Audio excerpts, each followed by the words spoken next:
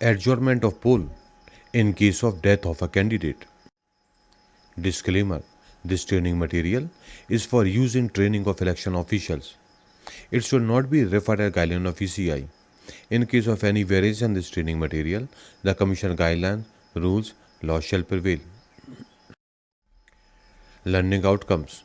At the end of the session, the participants will be able to understand the adjournment of poll in case of a death of a candidate set up by a recognized political party.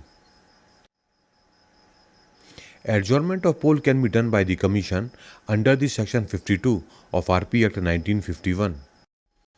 If a candidate set up by a recognized political party dies at any time after 11 am on the last date of filing of nominations, and his nomination is found valid on scrutiny, and who has not withdrawn his candidature dies as a contestant candidate, and a report of death is received after the commencement of the poll, then election process shall be adjourned. If a candidate set up by a recognized political party dies at any time after 11 am on the last date of filing of the nominations, and his nomination is not found valid on scrutiny, then election shall not be countermanded or adjourned. The returning officer shall satisfy himself about the fact of the death of the candidate by order, adjourn the poll, and report the fact to the Commission and also to the appropriate authority. By the term recognized political party, we mean national party, state party for that state only.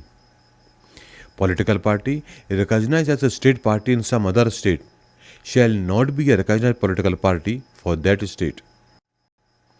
The Election Commission will call upon the concerned political party to nominate another candidate for the said election in place of the deceased candidate. The political party will have to make nomination within 7 days of the issue of the notice. Nomination of such candidate will also be done in the prescribed form, that is, Form 2A or 2B as the case may be, and he will also have to make a fresh security deposit. The nomination in the prescribed form should also be accompanied by the required intimation from the party in Form A and Form B.